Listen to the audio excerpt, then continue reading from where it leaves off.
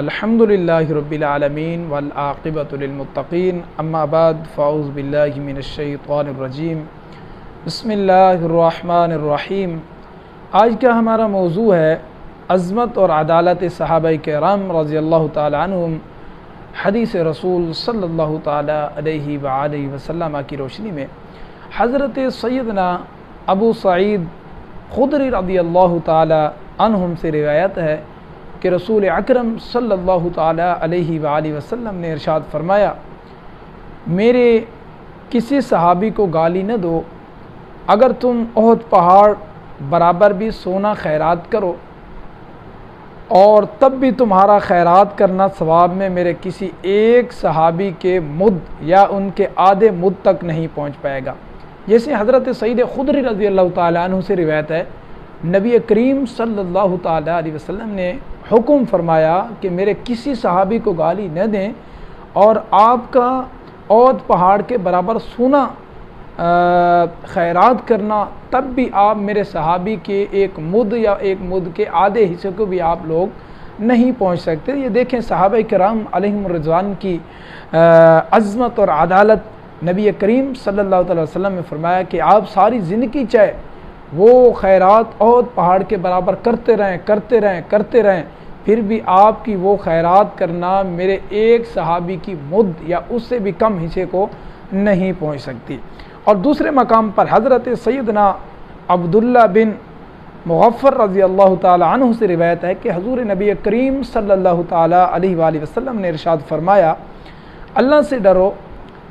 سے ڈرو میرے صحابہ کے معاملہ میں۔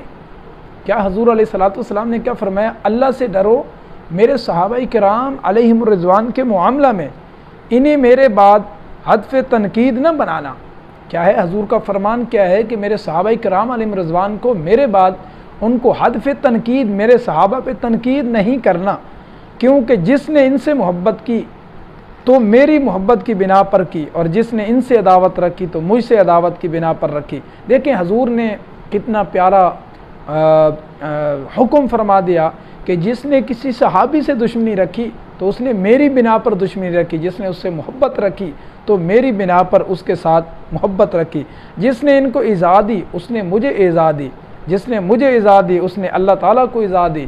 اور جس نے اللہ تعالیٰ کو ایذا دی ان قریب اللہ تعالیٰ ان کو پکڑ فرمائے گا۔ دیکھیں حضور علیہ الصلوۃ والسلام کا کتنا پیارا فرمان کہ میرے صحابی کے بارے، میرے ستاروں کے بارے میں میرے بعد ان پر آپ نے تنقید کا نشانہ نہیں بنانا، اور آپ ان سے تنقید کرنا ایسا ہے کہ آپ مجھ پہ تنقید کر رہے ہیں۔ جس نے مجھے ایذا دی اس نے اللہ تعالیٰ کو